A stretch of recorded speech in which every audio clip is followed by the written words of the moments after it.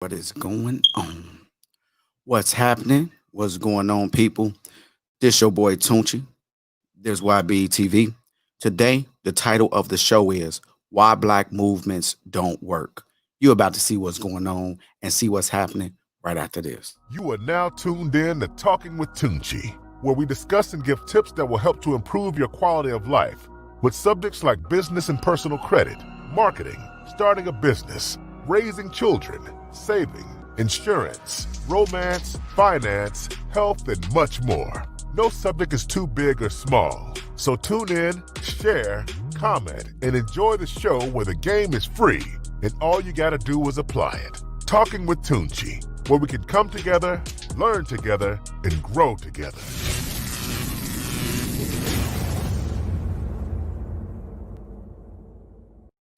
Man, I love that intro. I swear to God, I think that's like my favorite thing in the world, man. I love that intro. We're about to talk about why black movements don't work. We're about to get busy. We're about to get in here. We're going to open up the phone lines. I'm going to go over some of my thoughts and ideas. We're just going to pass the ball back and forth and see where we land.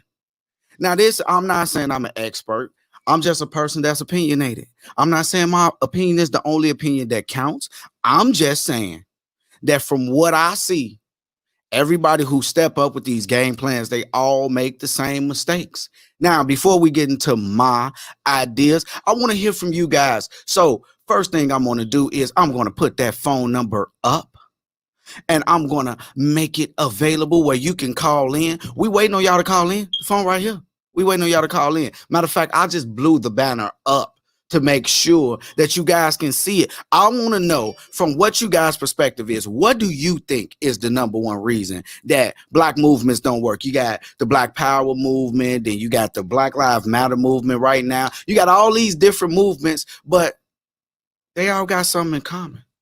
A lot of the time, they don't work. All right, well, we got a caller. Looks like somebody from Aurora. Let me see. Let me get you. Oh, okay, I got to get you squared away and set up. Okay, let me get you squared. Hold on. Let me get you squared away. Okay. Okay, it was acting stupid, people. I'm sorry. It was acting stupid. All right, can you hear me, caller? Yo, caller, can you hear me? Yeah, I can hear you. Okay. I don't know why it's doing that. All right, we're trying to get you squared away. Where you from and where you calling from and what you feel about the topic. Calling from Joliet, Illinois. Uh, I feel that most black movements fail because there is no end game to these movements. Okay. The movement created basically to respond to an emotion that we feel to something that's happened in the media or in our community versus actually sitting down without emotion, formulating a plan,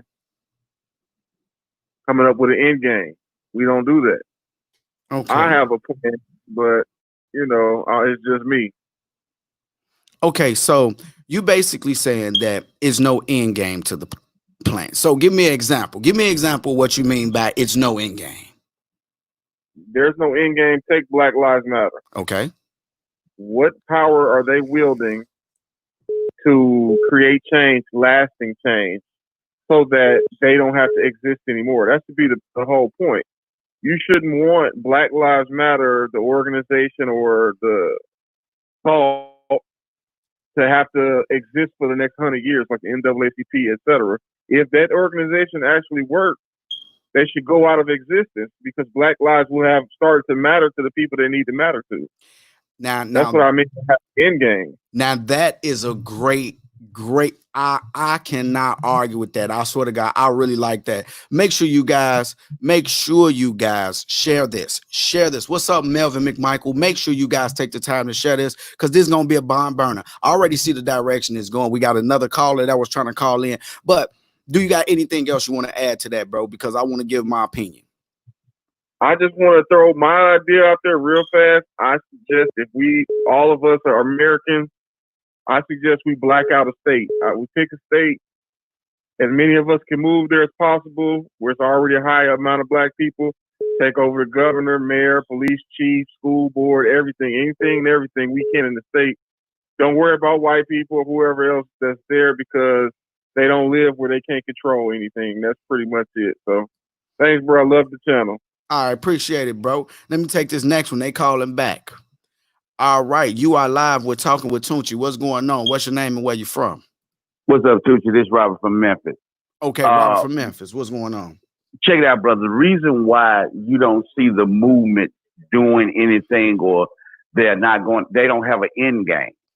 There's Okay, no real purpose behind it. It's just like now, we talk about defunding the police department. Well, there are some of the police departments, city councils and this, that, and another has removed money from the police department, but there is no guarantee that the money that they have removed from the police departments will go to social services within that community.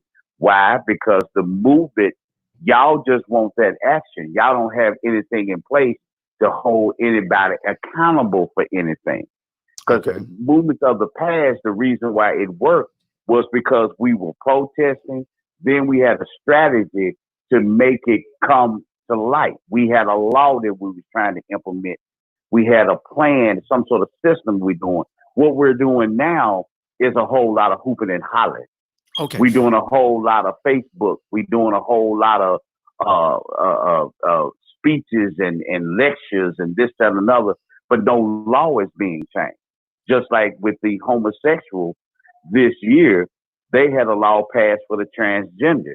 If a male goes out and has the surgery done, when he comes back to the job, you can't fire him. That happened about 3 weeks ago. The Hispanic community got a law changed with DACA. In other words, that you cannot send, if a child is born here by a legal immigrant, you can't send him back. He's a United States citizen. So until we actually get an end game, have a strategy, or how we're going to implement some, or actually go out the law, all we doing is talking. okay. We Now, ain't doing that's it. Go ahead, brother. okay, I want to add this. Now the lines are back open. Definitely, if somebody wanted to call in, I definitely want to put that out there. But this is the thing that I noticed. Everything that you and the caller before just said, I totally agree with. I totally agree with. Is no end game. Now, what I will say is this before I let you go. We got another caller. Is Yeah. we got to start understanding that our people that don't know are just gonna be that, but they're still useful. We got to be Right. able to. Okay, I have a platform, right? And I know what we need for the movement. Oh, they calling in like crazy. I know what we need for the movement. And one of the things we need for the movie is people to understand that it's gonna be people that's just gonna spend money, like buying things, buying clothing, and things of that nature. We gotta find a lane for everybody instead of trying to tell everybody what they need to do. Because when you start doing that, people gonna push back. They gonna say, you know what? It's a lot of people that don't care. They're like, man, well, it ain't affecting me. There's a lot of people that's confused. But if you take each and every person and give them a job to do, whether they even know it Right. or not, like if you got, okay, for example, I want to tell you guys something. I'm about to put out a clothing line, right? I've been waiting. This is gonna be a clothing line. It's for black people, young black entrepreneurs. It's cool. It's something for everybody Right. in the clothing line. I'm going to donate 5% of that towards schools. Whatever I make, I'm going to take 5% of it and put it toward the movement. And I'm not going to indirectly just send it to the NAACP. I'm going to find a strategic way to take the money that I make and take a percentage of it. And it's going to be totally transparent because black people don't trust you, which they shouldn't. Right. And I want to put that up there. And as it gets bigger, I want to start challenging people to do the same thing. Like when you are selling to black people, whether you're black or not, we need a percentage going toward buying things like the community back, like things of that nature. That way, only thing little James or little JJ or little Earl got to do is buy a shirt. That's it. That's all they got to do is buy a Right. shirt. So I'm gonna let you go. We got somebody else coming All in right, on the brother. line. They tearing it down. All right, YBETV, what's going on? What's your name? Where you from? This big house, man. I'm in Albany, Georgia, and You got to turn down your background. I can hear it echoing. You listening to the show. Turn it down. you hear me now? Yep, I can hear you good. What's going on, man? So what do you think about the topic? What do you think about it? I believe this. With what's going on, everybody basically they out there right. Everybody's saying the same thing about the end game part. But what we feeling that is okay. Let's just say the police stop with the black violence. If you know if if things don't change, it's a economy thing. It's Okay. dealing with money and stuff like that. If we decided to come up with an end game like well, I think it was like 1969 when the Section 8 first started, or 1960, it was in the 60s when it first started, when Okay. homes became segregated. Um, where we failing at is when we're getting their attention, but we're not doing anything to ask for what we want. Like not really reparation, like even with our taxes, like in Albany, Georgia, last week on the news, they said that $265 million went to uh, Albany, but it went toward state workers, and 9% went to the police department, which I think 9%, it was either 6 or 9, but it equals out to the police department itself getting $17,160,000 for the next 2 years, plus the city workers got raised and the police did. Part Okay. of breaking this chain of slavery is us asking for a better economy. Asking like our tax money. We pay taxes, but we can't tell them what we want done with our taxes. I feel like a fund should be set to the side, like a grant for potential homeowners, people that's renting to own, or people that have houses that want to pay their houses off. I feel like some of our taxes, if you can give the city itself $260 million, why can't 10 million be set in a grant for people to own their house?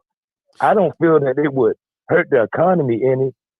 I feel it would help because now people can invest more into being black owned business owners and all this stuff. It's not just about knocking the race out because at the end of the day, if someone don't like you, you can't make them like you no matter what type of law you pass. So it's about us being equal far as, you know, getting our money up, becoming business minded. You know, you can't make nobody like you. So regardless how much we scream Black Lives Matter, and we go tear down businesses, our end game should be asking for what will help us to be equal far as, you know, money wise, being able to live. We built America. They Okay. come in town, they build a $100 million building. They call us through the temp service. We work for $11 an hour, and then they continue to get money off of us after they build a building. We're not realizing how strong we are as black people because look at it like this: a Jordan from a vendor costs $13 to make. Okay. Okay, I'm around about $13 to $15 to make, but they sell it in the stores for $250. Okay, who have that store line backed up like an unemployment office? Us as blacks. We go to every Okay. store, we buy all of their products. So we are the dominant ones, but we don't even know what to ask for to make Now, ourselves equal. what I will say is, I got to take the next person, but what I will say is this: I see where you're going, and I actually disagree with you because we've been doing that for a million years now. Like, let's be honest. First off, I got to give a shout out to Mansa Mansa. That's exactly what I was thinking. We cannot beg our oppressor for help. We have to stop asking and start doing. We can't ask them for too much. You know what we could ask for? Very small things, and the rest is up to us. We Okay, so okay. okay, Okay, go ahead. I Go just ahead, got say one what you more gotta thing to say, say. then I'm gonna let you go and I'm gonna speak my mind. Go ahead. Go ahead. Handle your business. All right. I'm gonna just say one thing. So, do you basically feel like it's wrong that I'm asking that we need to be able to control where some of our tax money go because our tax money should be working for us not only through the police department and fire department and hospital. Okay. Yes, I'm just saying, okay, put it like this, right? We're asking someone, okay, let's just say a woman, right? Because I think this would be the Hmm. same way. A woman gets raped. And in the process of being raped by this aggressive, high off whatever guy, he's aggressively, violently raping her. I feel like that's parallel because that's how I feel like black people feel in America, right? Yeah, So in that time, she's asking, like, will you please wear a condom? Will you please rape me to Luther Vandross? Would you please slow I get down in you. your rape and kiss my neck? Yeah. The rapist gonna be like, shut up, B. I'm gonna rape you the way I want to. So what you have Yeah. to do is fight back. Now, you're asking, it would be easier to ask Jay-Z, P. Diddy, Oprah Winfrey, all the people that we help to make millionaires and billionaires, Lil Wayne. But the thing is, no one feels like they owe us anything. I feel like T.I., Lil Wayne, the baby. Well, the baby been in there long enough. He done made a little money. Well, let's just go with the OGs. Jeezy, T.I., Lil Wayne, Jay-Z, um, all the Master P. people that's are moguls in this Yeah. industry. Tyler Perry, I think they do owe us something because we've been supporting them their whole career. Now, this is where I get kind of upset because it's like we let them off the hook, but we want Roddy, that's a white male that does not understand about this is where we get our wires disconnected at. I gotta let you go though, bro. Like, shout you out. Where you from again? Because I'm gonna go on a rant and then I'm gonna take Albany, another Georgia. call. Albany, Georgia, my man Robert, right? Or no, that was No, Robert host. last call. Host. Host. Okay, man, my man. Shout out to you, man. I definitely thank you for calling in. We're gonna take the next call after I go on my little rant. Make sure y'all stay tuned in, bro. Tune back into the show. Oh, I am. All right. Now, this is where the problem and the disconnect comes in for me. We won't ask Jay-Z. We will say, like, I've seen it, like, they don't owe us nothing. Yes, they do.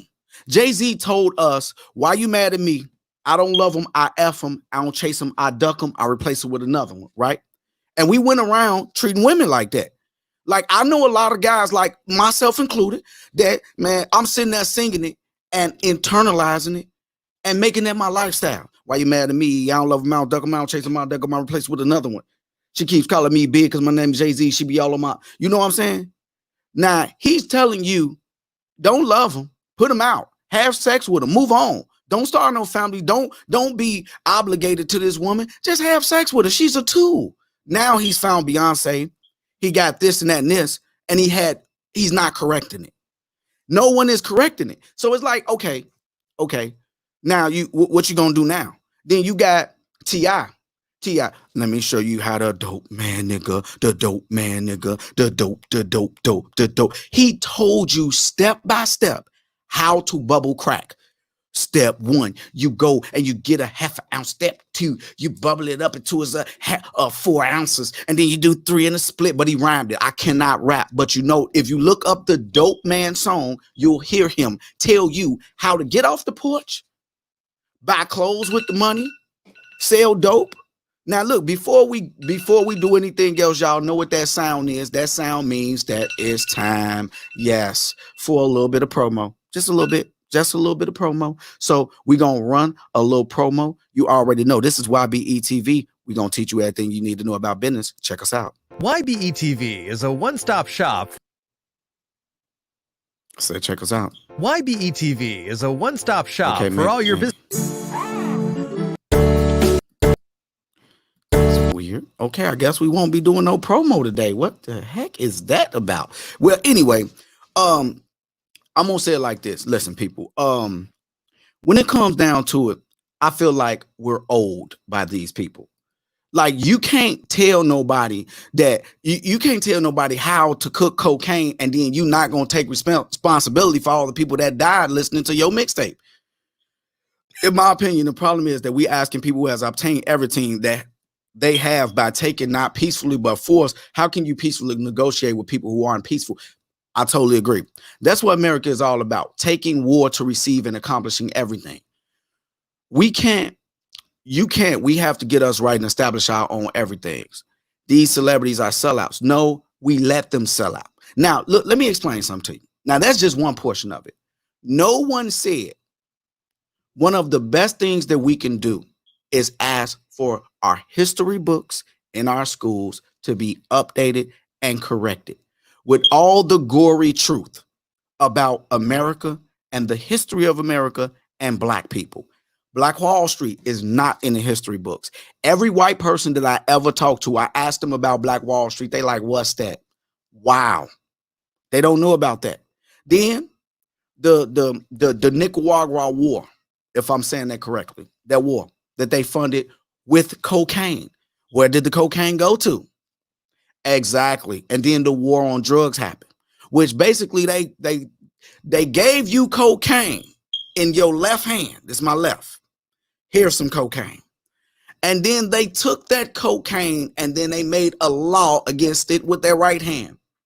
And they came and arrested you for the same cocaine that they gave you. You don't believe me? Look it up. Look up. Look it up. It was so blatant that it was actually on American Dad. He got a song about Ollie North, and he don't say about the black people and all that, how it affected us. Then you got all these people like, I sit and argue with a white person, right? I sit and argue with them. And then I just be like, you know what? You don't get it. You don't get it. Well, why? What about black on black crime? We cannot be blamed for that. That was created. How do you create black on black crime? Okay, let me take you through a walk. Okay, you know about segregation, right? Yeah, we know about that. But segregate, okay, don't worry about it. What about Black Wall Street? What's that? Oh, okay.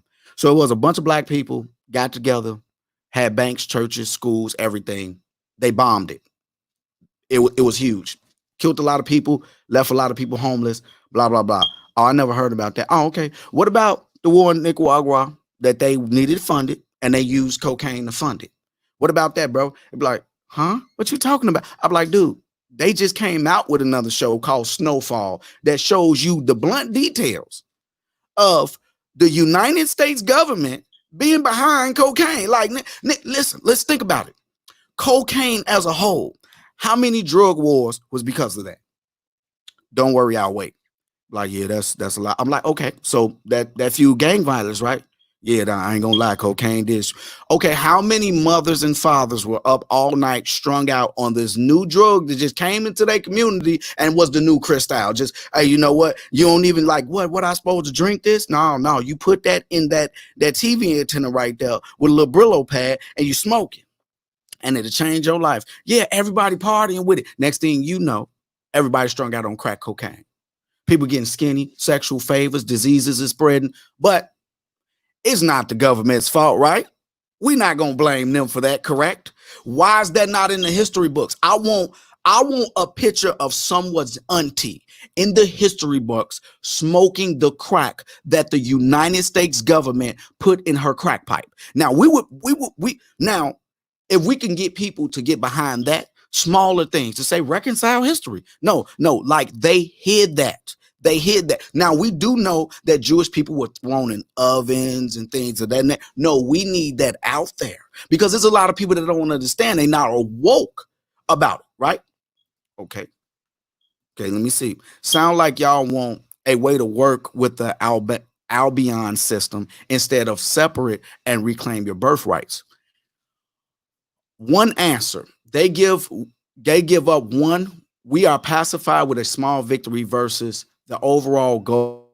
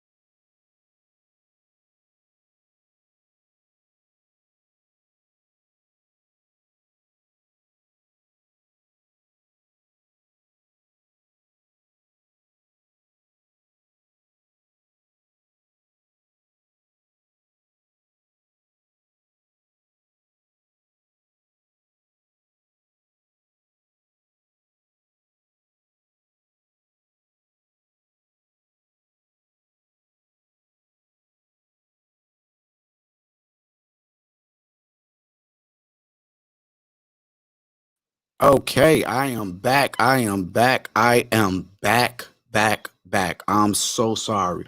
I'm so sorry. I'm so sorry.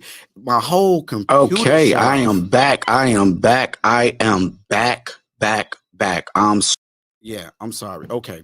Now, what I was going to say is I was in the middle of something. Okay. The low end was very similar to Black Wall Street, Bronzeville. What happened? Sorry, y'all. Sorry, y'all. Sorry, y'all. I'm back. I'm back. No, we're not taking a commercial break. No, we're not. You are hilarious, Monique. You are hilarious. No, we didn't. No, my computer just shut down. I don't know what's the problem, but it just shut down. It was just acting stupid. Don't. I don't know. I don't know. Uh, but okay, listen. This is what it is, right? Number one, we need to correct history. No one is saying that. No one is saying that. Like, we need everyone to be informed of what really happened to us. You know how in court you want people to get on your side, right? Let's just say you got a woman sitting there. She ain't got to cry. She ain't got to do nothing. And they go up there and they have her tell her story. Not only have her tell her story, they back it up with the events that happened. And she goes through the brutal rape she went through by those four assailants that's on her right. We need America to know the absolute truth about what happened to us. What happened to us? America needs to know the truth. That's number one. Now, I'm opening up the phone lines. Now, number two is this. What we need is this. We need people to understand one thing and one thing only, that we have to hold people accountable. Now, that's a slippery slope because I don't like to say what we need to be doing, because that's when people rebel. Like, man, I ain't got to do nothing. Okay. Where is a person that's getting rich off of our backs, like the rappers, the entertainers, the people that's in movies? We need to start saying, hey, what percentage is going to go back into your neighborhood? Now, I will commend one person, Trey Songz. He's been going ape crap crazy on Instagram, like losing his mind. He's been calling people about, like, hey, put some on for the hood. But the thing is, number one, I hate that they don't publicize it. Number two is, we got to start, like, I feel like if I was talking to someone with a huge platform, we got to start saying, like, hey, how many people are you going to put on? Okay, you put on 26 people to Tyler Perry. Okay, you've put on 100 black people within your lifetime, right? 300 black people into all types of movies. Okay, well, we need some classes to go on, Tyler Perry. We need you to go into these communities and buy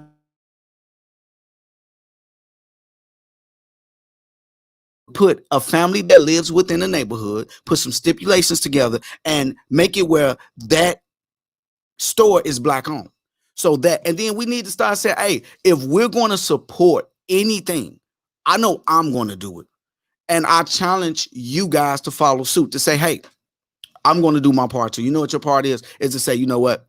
Instead of me buying Balenciaga or some Gucci or some this, a cool, it don't matter whether it's a black brand or not.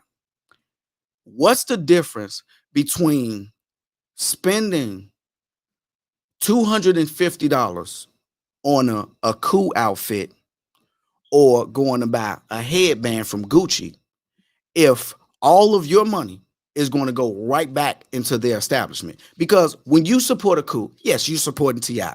He's a black man. What does T.I. buy? Exactly.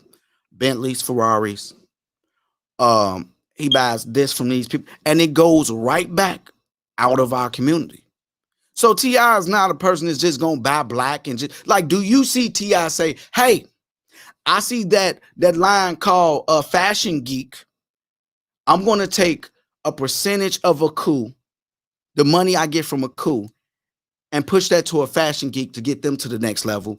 Okay, well, I just ended up donating 500,000 to them. They're using it for their infrastructure. I'm going to send a team of people over there to go over their books to make sure they're going in the right direction and get them established correctly. And after that is done, I'm going to take this next caller. Then you move on from Fashion Geek to Black Heroes. You know what I'm saying? So that could be the next thing. We got a caller. What's going on, caller? How's it going? What's going on?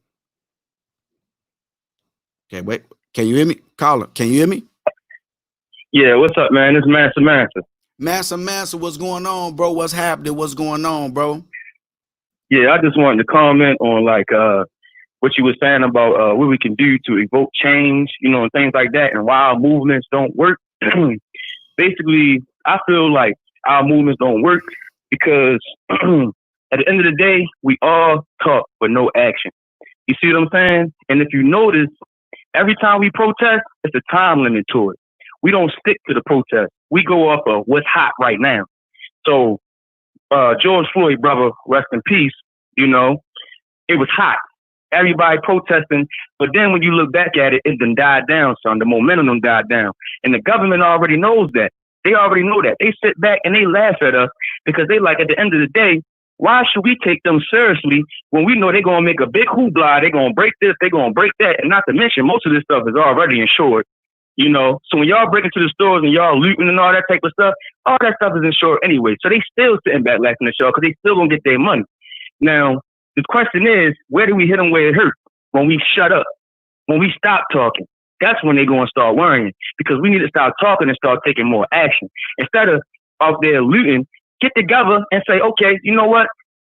Let's put some classes together. Listen, you know what's funny? Because I live in Baltimore, right? And when Freddie Gray died, God bless that brother, when he died, they looted the whole Baltimore, right? Everything. They burnt up everything. The only safest place in Baltimore to be was the library. And people laugh. But I say it's kind of funny because if you really look at where they burnt down at, they burnt down the CVS, they looted all the stores, and around that store was a library. So you know what that says to the government? Sure. They want everything else, but they ain't thirsty for knowledge. They ain't thirsty for knowledge. Ain't nobody say, damn, I couldn't wait to get my hands on this book and take this one home. They ain't getting this one back. That's where the disconnection comes from. First and foremost, I think that's totally unfair. Now, I agree with you a lot of the time. This is one of the times I'm going to have to take the time to not agree with you. First, let's go over what you said first, the insurance. We say it like that money don't come from somewhere. Insurance companies don't want to pay out those claims. So when you got, let's just say in just this small area, you got 47 commercial claims of inventory and property damage. That insurance company gonna have to pay out $1.8 million to that target to get it back up. True. Then they're gonna have to go across the street to that Walmart and pay $2.8 million, and then they're gonna have to go to that police station and pay $1.4 million. So that hurts. It does hurt. And you're right. Then the government got to bail them out. So it hurts somebody because that money just don't magically grow on trees. That's number one. Okay. Number two is understand the coaching. This is what I hate about our people. We say what we need to do, what we need to do, what we need to do. Only thing we can control is ourselves. No. Like for Mansa, we got to say, Mansa, what you gonna do for this movement? Like, we're not gonna say what everybody else need to do. Like right now, I'm pushing education. See, this is where the disconnect comes in, right? We dog our own class of people, right? We got our warrior class. Like I learned this from one of my bros. He told me this. He was like, man, we got our warrior class. Them the ones that's wild. They will shoot some stuff up. They got all this energy. They want to fight. They want to be violent here and there. Like everybody got warriors. Everybody, every race has warriors. So we denounce them. The warriors are the ones that we should be pushing toward a direction like, hey, if it gets crazy, hold it down. But everybody wants everybody to move. Do you really think? Let me ask you a question. Do you think violence is like really the problem? I think we need to fight back with our minds more so than our brains. If you ask me, you see what I'm saying? Because right now, from my standpoint, we still got people on social services. You know what I'm saying? We still got people on welfare, housing, Section 8, all those type of things. So to them, it's more so like us throwing a tantrum in daddy's house. You see what I'm saying? And daddy just looking at us throw the tantrum like, yeah, you're going to throw that tantrum, but guess what? You still going to do what I want you to do. And that's that, So we can't, like I said, argue with the oppressor. We need to stop going to them, the people that's oppressing us, for change. They not listening. They already showed us that they don't care.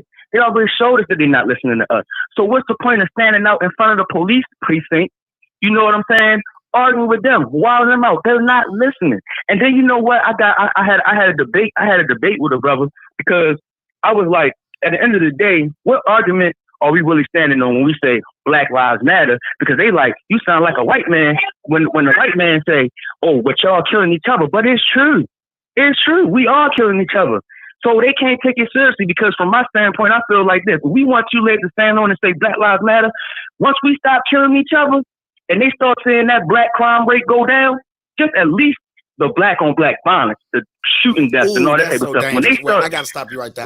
When you use those two B.O.B., black on black, first off, nobody says Mexican on Mexican. Nobody says white on white. Jeffrey Dahmer ate people. I'm saying Jeffrey Dahmer ate people. John Wayne Gacy killed people, mutilated them. Like, do we refer to white people as serial killers? I'm not saying. I'm not categorizing. I'm just trying to get to a point here. You see what I'm saying? And the point I'm trying to make is for us to have two legs to stand on, like you said, it starts with us. So let us start showing them that we respect our lives. That way, when they do come back and harm one of us, we got two legs to stand on. Like, we don't even hurt each other. We don't even do this and that to each other. So we're not going to even allow you to come and do this to us in our neighborhoods, and we don't even do this to each other anymore. No, bro, like, that's not going to happen. Like, I don't know how many genie lamps you got at the crib. That's not going to happen. You're not going to take a group of people. You can't even take animals and put them in a situation, cram them together, and pull the food sources and the resources back. They're going to start being violent toward each other. Look, first and foremost, that's why I said correct history. Because number one, we got to take the fact, what has black people been through? Number one, black people are America's babies. We are America's babies no matter what. They created that so-called thug that they try to push us as. They created it. Like cocaine came into our neighborhood and it fueled drug wars. Okay, so what about all the parents that I've seen walk the street all night doing crack cocaine? Where did we get it from? Daddy. America, the father America gave crack cocaine to the black community. Okay, cool. They segregated us. They hung us. They infringed fear into us. They did all these social programs and things like that that did nothing but cripple the black family. And then you blame them. Like, that's what I hate. Like, they do it to children now. I see them do it to children. They take spanking away from. They say, hey, you can't spank your kid. If you do, we're gonna lock you up. Okay, now your kid is out of control. They running away. They doing this. You say, hey, so like you just told me how to parent. Now what do I do now? Oh, well, we ain't got nothing to do with that. If they commit a crime, we'll just arrest them. What? And then if they get killed in the street, the first thing they say is, well, you know, like, only thing we could say is the parents. The parents? You talking about the parents that you took the power away from parenting of?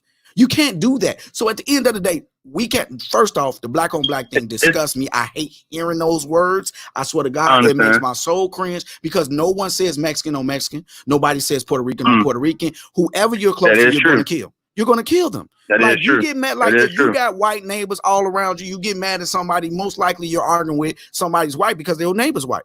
Like, white people. But all I'm saying is that if we want to make, a big, huge statement, I think that'd be one of the biggest statements that we can make. And if you really want to go all day, like, it's a whole list of things that they did to strategically ruin the black community. That is like, it's so many aspects to how they destroyed us, man. The way they set up the black man and face them and fix the laws, you know what I'm saying? And all that type of things like that. That goes without saying. To the open eye, to a person that's woke, you know. But when someone that's woke as you say black on black, that is hurtful to the whole movement, because now we got a lot of ignorant people that don't know as much as you that's saying that they actually stand behind. You know what? I think we need to know who the enemy is also at the same time, you know. And if you also ask me, I think segregation destroyed the black community because they talking about they gonna resegregate. They talking about you know what? Segregate it. Because if you ask me, I think segregation ruined the black community. And this is why. Red Goodman. Desegregation. I mean, let me just get this out real quick. Go ahead. This is why I said that's dangerous. Red Goodman says we shouldn't just scream Black Lives Matter when the police kill us, when we kill us too. First off, how many black men? Look, hear me out. This is the part. Okay. I'm upset with Red right now. I'm not going to disrespect you, Red, but I am going to correct you, Mr. Red Goodman. First and foremost, how many black people have you killed, sir? Mansa, have you killed any black people lately? Huh? No. No. I haven't killed any black people. So, sir, who are you talking about as we? You talking about, let me ask my son. Hey, son, have you killed any black people lately? Okay, he shook his head no. So who are you talking to, sir? I don't know who you're talking about. Cause like I don't know a lot of people that kill people off the top. Like just so that's number one. Are you saying that white lives don't matter because Jeffrey Dahmer killed and mutilated a whole bunch of white people? What about John Wayne Gacy? What about all those serial killers? What about people who just kill just because they like it that happen to be Look, white? You cannot say David that they Banner, speak for the whole white race, and David you Banner can't say said it that the they best. speak for us. All right, David Banner said it the best, right? Now, all these other races that you just now named, they look out for each other. It's a known fact that when the Mexicans come over here and the Mexicans build businesses, they look out for their own brother. They probably kill each other, but they look out for the next man. Chinese people come over here, they look out for their own brother. White men, they look out for their own brother. All them races that you just now named look out for each other. Black people do not look out for each other like that. We need to worry about our own house before we start going and try to fix the next man's house. You see what I'm saying? We need to focus on our house first before we can worry about the next man's home. I got three questions to challenge what you just said. Okay, first off, where are you from, sir? Where are you exactly from? I'm from Baltimore, Maryland. No. First off, I had my man Solo on my truck. He was from Nigeria. I had my friend John, white guy. He's from Ireland. He's Irish. He knows where he's from. He can go visit there. Where are you from, sir?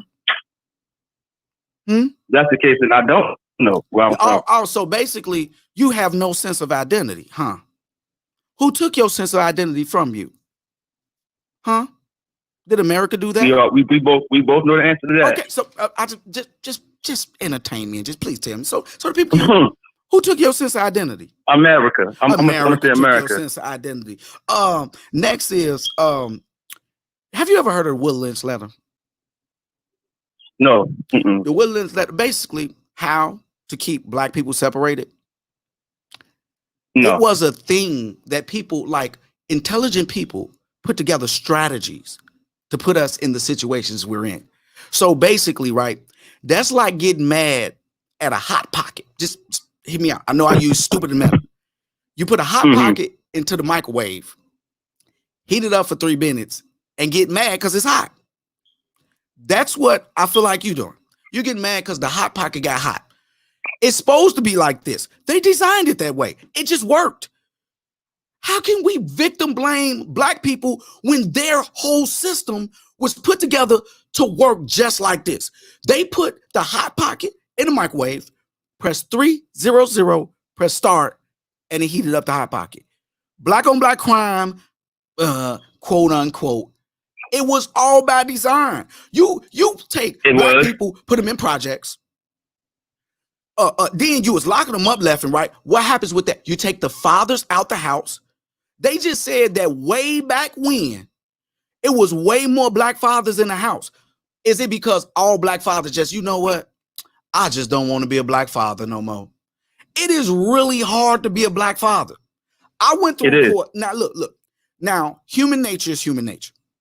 You give anybody a certain amount of power that they don't deserve, it becomes dangerous when they believe they deserve it. Correct? That's what we're dealing with the police. But we deal with it with our women too. If they're not used to anything else. If a person wasn't introduced to anything else and that's all they know, then they don't know no better. Okay, so cool, right? So you give them power. Now, as a black man, you go to court. Automatically, you know that we got this stain pretty much being black as you go in. So, it's like, oh, wow, a black father. He wants his children. Okay. Now, I've actually went to court and dealt with this, where I was talked down to. I was asked, I was like, listen, I don't know why I should be paying child support when I'm really in my children's life. And I want to change the custody order so I can have my children half and half. They told me, well, if she's not unfit, we're not changing anything. And then when I showed that I wasn't getting the correct amount of time with my children, the time that I did supposed to get 1 weekend out, 2 weekends out of the month, which is not enough for your children to develop equally, they laughed me out the courtroom. Then when I went in, I went and got a lawyer. Then they start throwing money this, money this, money this. This is the judge throwing money this, money this. I'm like, no, like I can't afford to keep on taking off work if I got to pay pay you guys, and then they All like, right. well, you I need got to look, a hear me out, hear question. me out. I got a Then question look, for hear you. me out. Let Okay. me just finish this. Okay. Let me just finish this. Okay. All right. To make a long story short, that judge looked me dead in my face, said, look, well, you can afford that lawyer. Figure it out. And made it virtually True. impossible for me to spend time with my children. So I had to wait for my kid's mother to stop being angry, bitter over the relationship or whatnot. So my children suffered because of that. They totally suffered because of that. So it's hard to be a black man. And then if I spank one of them, I go to jail. So like you take the black male out the house. Now you end up with these feminized, overly feminine males that sitting around women all the time. You can say whatever you want to say, but I totally agree with this. Like these little boys are growing up feminine because they only sitting around their mamas and sisters and aunties. What are you going to do? Right. They don't have any male figures in the home. So you got all of those things. Then you got the crack that came to our neighborhood, all the drugs that's being sold. Then we sold weed and they locked us up for the weed. And then they say, okay, well, then they look at us, then like, look at all the discrimination that's open. Like I went to a job and they told me you can't wear braids.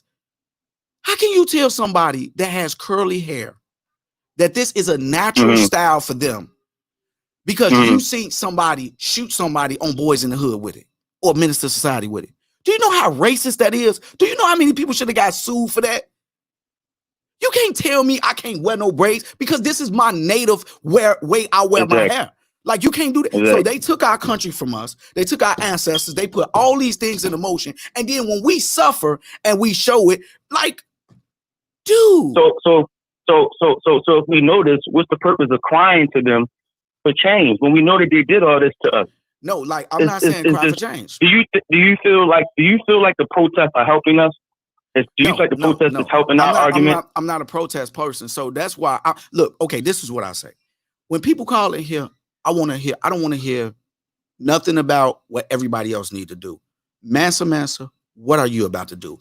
For the black movement starting tomorrow at 7 o'clock a.m., what are you going to put in motion, bro? Like, that's what we need to do. Everybody is waiting on everybody else to do something. I'm gonna stand up and say, I'm going to do my part. I do the courses.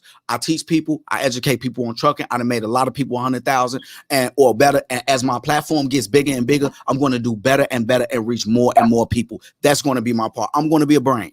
I'm going to be a brain to the black movement. I'm going to be a brain to the black movement. I'm not going to be out in the street fighting. I'm not the fighting guy. I'm not that. I will be the brain. There we go. That's my part. What's your part, all right. Answer? So my part that I have been doing is I help people for free with real estate. Like people that know me, that know I do real estate and things like that, they come to me, they ask me questions. I help them for free.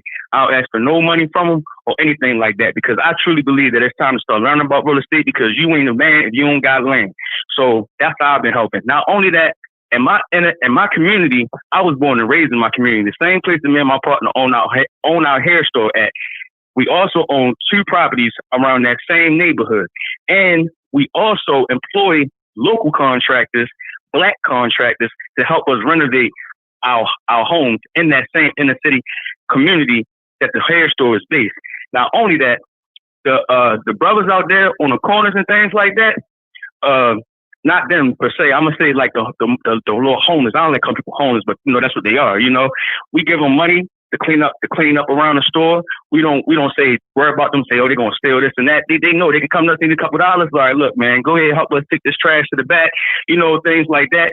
You know, we just now did a block party with the barbershop that just now opened up across the street. Welcome them into our business community because the business community that my hair store sits on is vacant, and that barbershop came through. We watched them renovate it. We did a whole block party for the whole neighborhood, for the children, face painting, bouncy house, all that type of stuff. You see what I'm saying? So we trying to more so build happiness into our community. We linked up with these other people called the Black Wolves.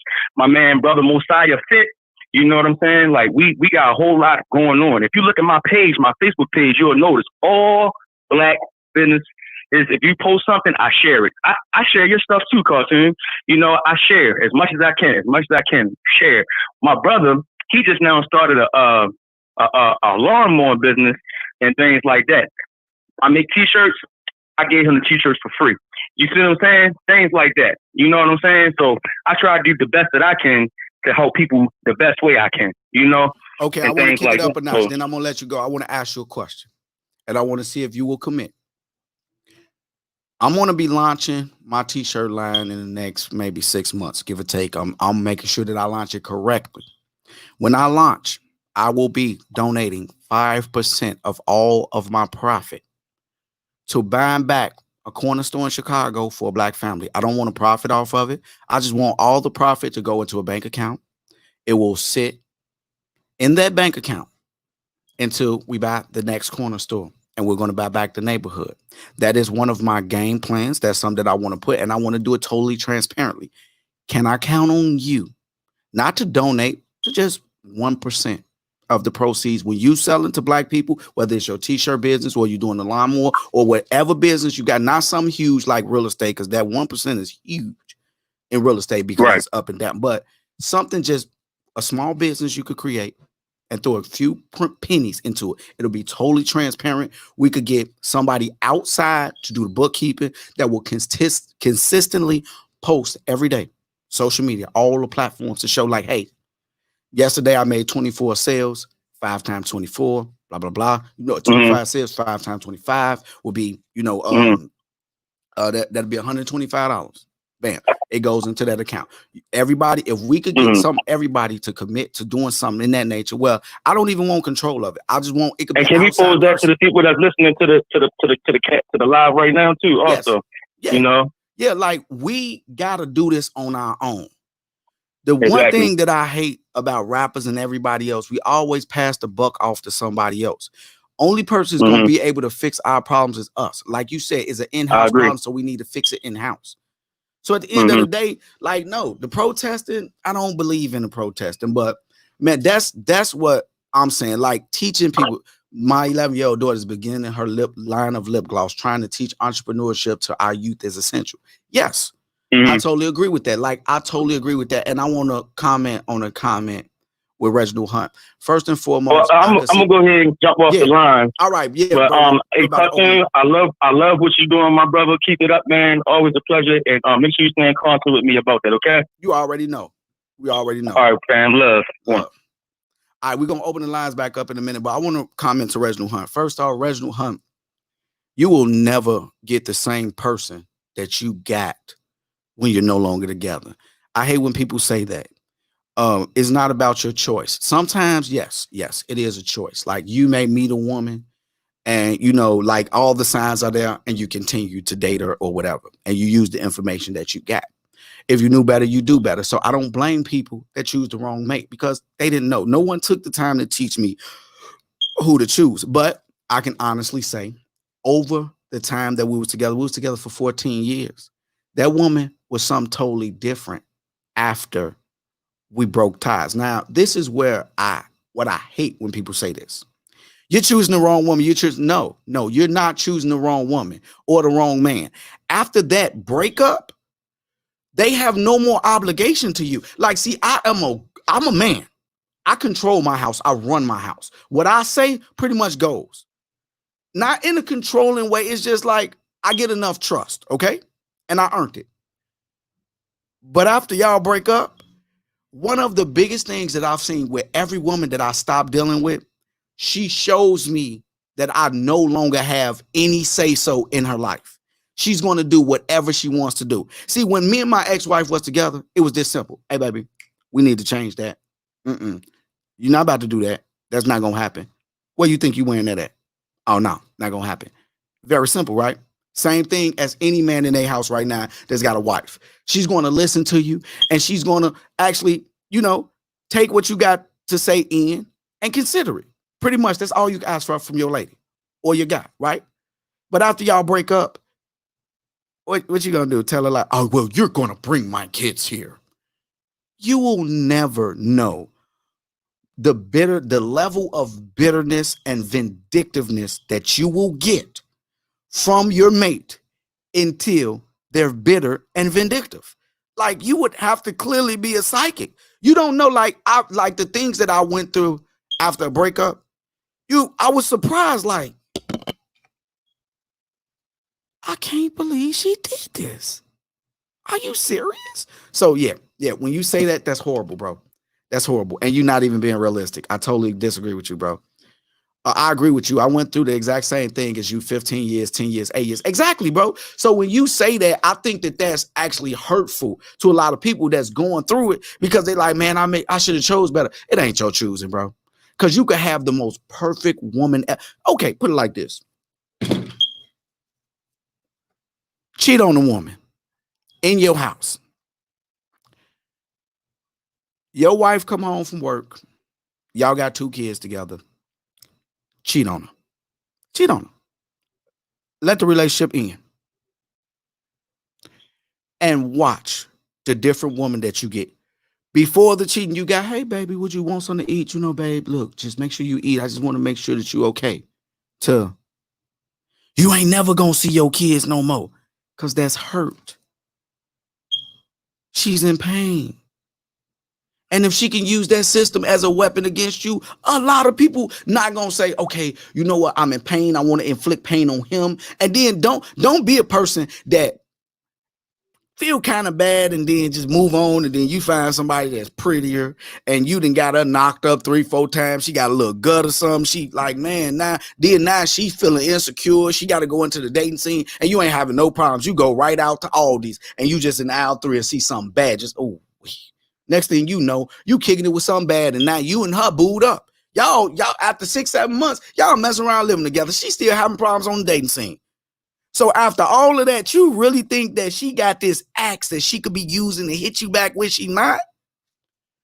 Some women eat that hurt, or men. We're not gonna make it sex. Some women and men will eat that hurt and move on, but a lot of them don't, and they will use whatever they can to hurt you.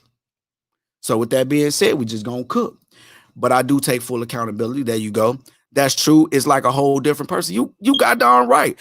Economic equality, black-owned businesses now, needed now. We're gonna open up the phone lines. We're about to open the phone lines back up.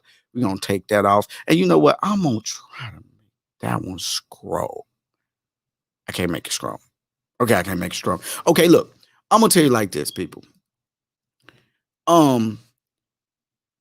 What we need to understand is everything was taken from us, people. Everything. We have no sense of self. And then the funniest thing in the world is when black people do something, it is so demonized. Like, I swear to God, right? That's what we need. We need somebody. No, we need every last one of you guys that's watching this show. We need you guys to do your part. Now, one of the things that I do is I educate, right? Okay, cool. There. That's my part. That is part of my part. Okay. Like this. Laura Parlow, you're a white woman, right? I'm going to put her up on the screen. And I want to explain something to you. And I want you to tell me if you understand it fully. I want you to understand this. Okay? Take off my glass. Totally sincere. Okay, listen. I want you to understand something, Laura. Steve Harvey did us a great disservice. He went and he told Black America and white America that, and also Raven Simone did the same thing, right? Okay. They told us that we need to change our names to something common, like Adam, Dave, Mike, something regular, normal. Quit naming our kids Jawakatima, Shashinka, and things of that nature. And what last one was Raven Simone said, watermelon drill, right? Okay. Now, this is where that was totally disgusting to me, right? Okay, follow along, Laura Parlow. This is why it's important, because I bet you when I finish this with Laura, she's going to be like, you know what? That makes a lot of sense. Now, you take a girl, her name is Jaquisha. I like that name. I think it's dope. I think it's creative. I like it, right? I'm Black. Jaquisha sounds great to me. I like it. Jaquilla. I got a friend named Jaquilla. Okay? Now, you got somebody like Steve Harvey, like, what was you thinking when you named your kids that? I was thinking they Black. Now, we're going to take the setting and we're going to put you in a room. We're going to say you got a Chinese person, an Asian person, a Latin person, a Black person, white person, all in groups together. And they call the names and people standing up. When they call a name, you got to guess what their nationality is. You hear Jose Rodriguez. We know. Latin fella, right? He going to stand up. Hey, Etsy, what's going on? whatever, the way they talk, right? Okay, cool. Bopa Ping. Who is that? Oh, we're gonna be looking for somebody Asian. Like, yeah, yeah. Um, uh, uh, Michael Weinstein. Oh, that dude Jewish. That dude's definitely Jewish. He's most likely Jewish with the Weinstein or Goldstein, right? Adam. Oh, he could be black or white. That was us trying to find ourselves.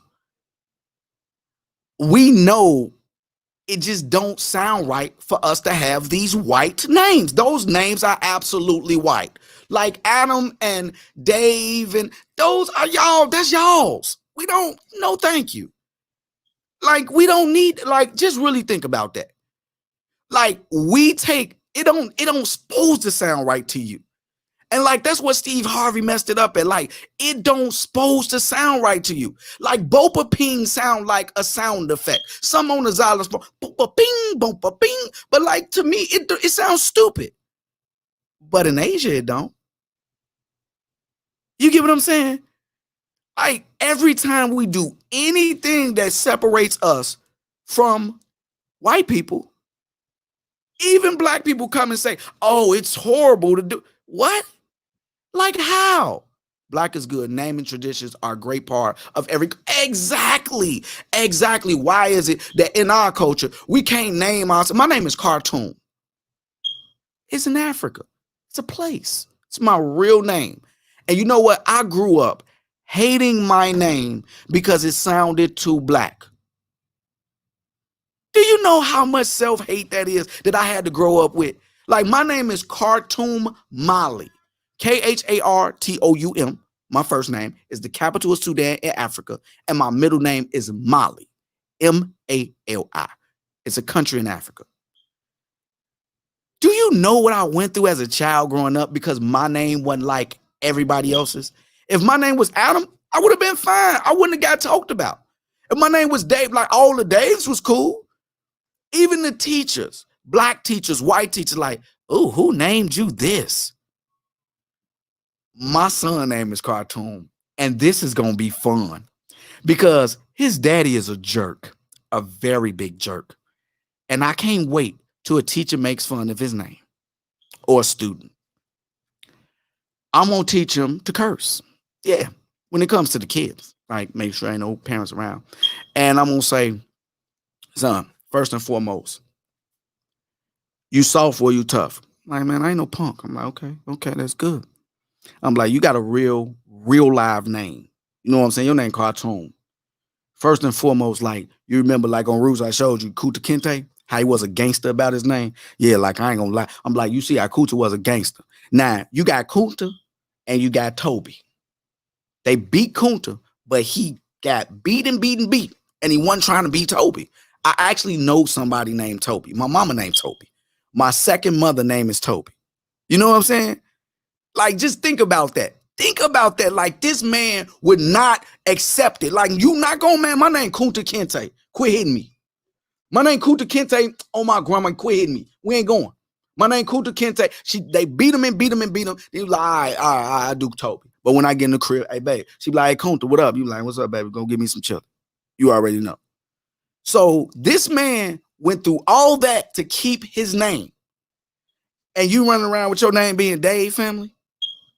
Man, look, man, you came from a line of soft people, family. Like, they hit you one time, you changed your whole family tree, your phone number, and your email address. My name is the name of gangsters. Like, you hear that? Khartoum, Mali. You hear me? That's what it's supposed to sound like, goofy. Y'all goofies, y'all running around with names like Adam, man. You know what I'm saying? Like, yeah, you just like, you know, like white Adam Sandler. You know what I'm saying? Go show me a white man named Khartoum, fam. Yeah, exactly. So get off your knees, man. Wipe your mouth too. You got a little bit on you. You know what I'm saying? That's what my son gonna be saying to people. That's what my son, I'm gonna teach my son how to gun back. Like, no, nigga, you gonna eat your name, fam. You gonna like it. And you gonna know how to talk to people when they come at you about it. My other kid, Khalil, black. Kiora, black. Ariel, I was tripping. I was definitely tripping. But I was young, I ain't know no better. She 19. That's what I'm saying, man. We lost everything. We lost everything about us. And that's what we got to stop doing. Victim blaming. Quit blaming the victims. We are the victims of this system. What we need is economic equality. We need to get your names out there.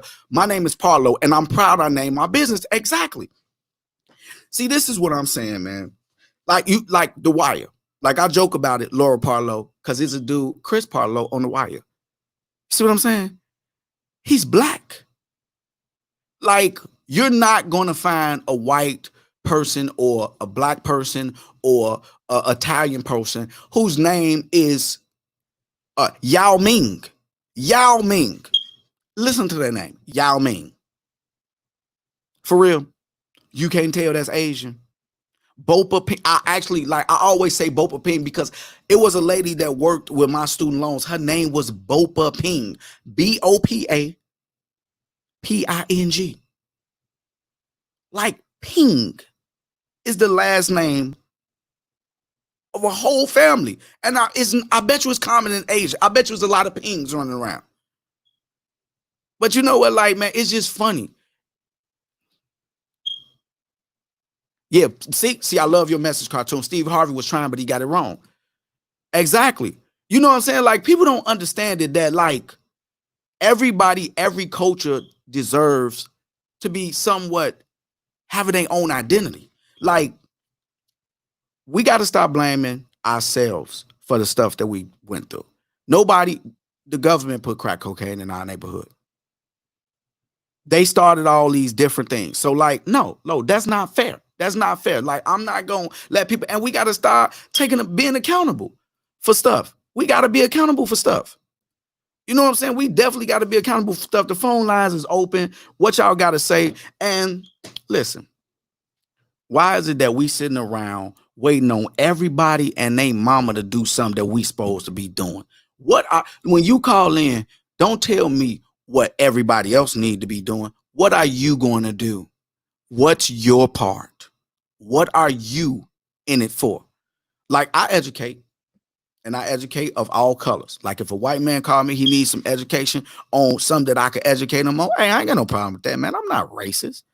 Like, everybody need help, man. Look, feed your family, fam. I ain't got nothing against you feeding your family. But that's what I do for the movement.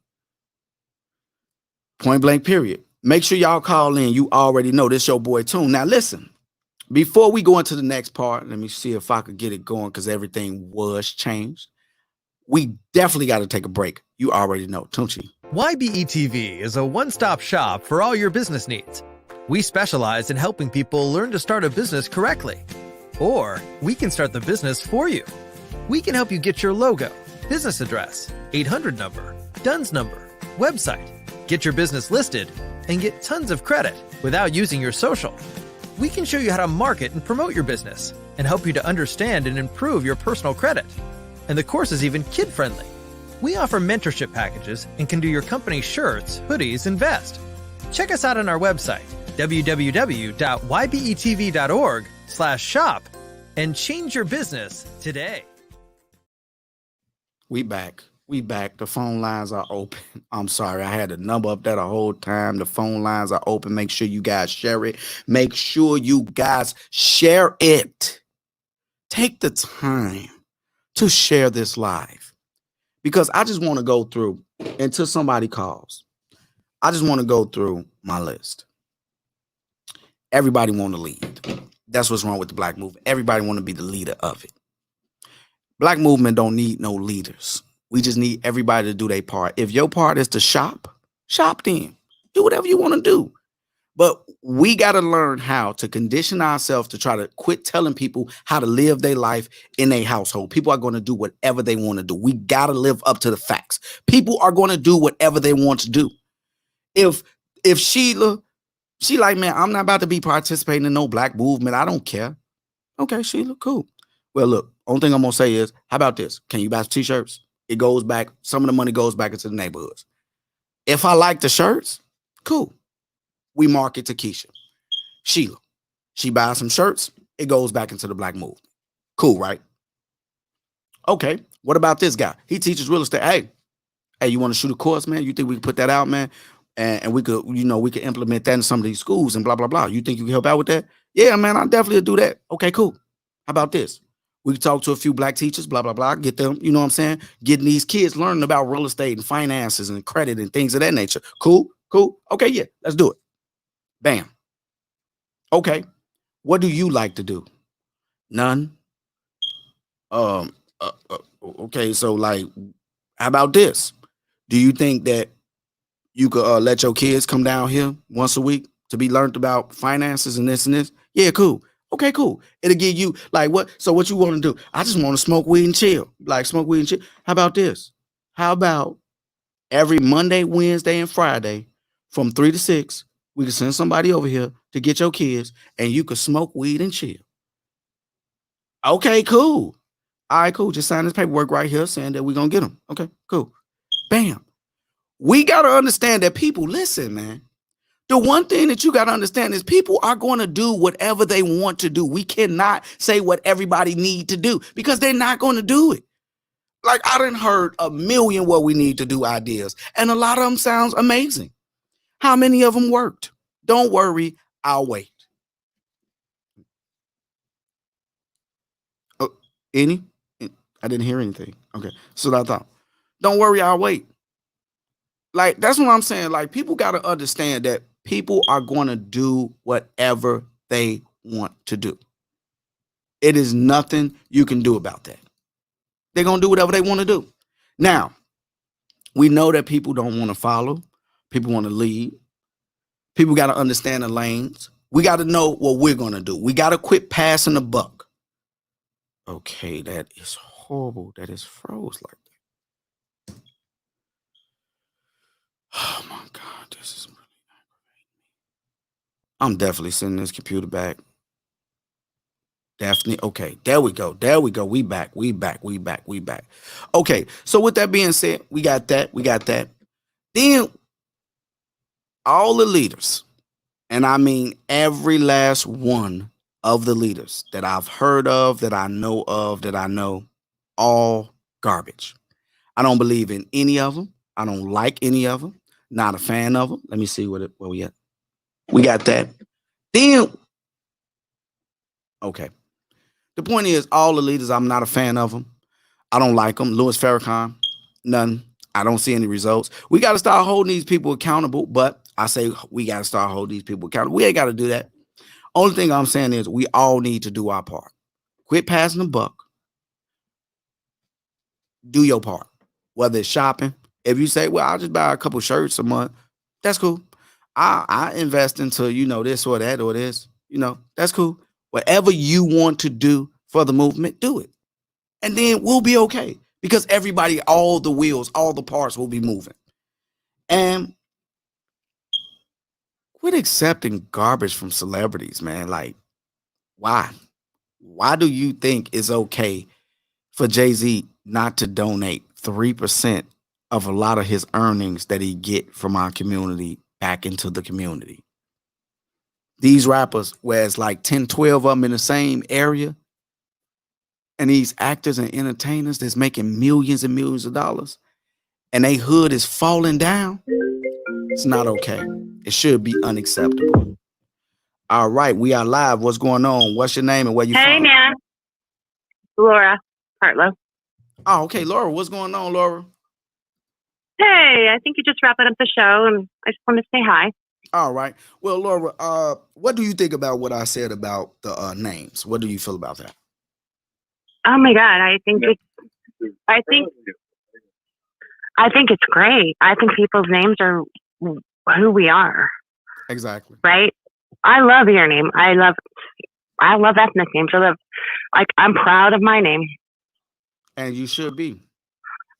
Well, thank you. But, I think that the most thing I want to say is that, starting a business is the best way to say, like, fuck you to the man. Sorry. And I know I sound like I'm from 1970. I probably am. But just doing your thing, when I grew up and I was 19, I realized, like, oh my God, they hate women. And I was a punk and I couldn't get a job that was appropriate for my intelligence. So I started my own business. I just opted out of their system, but I kind of stayed in their system enough.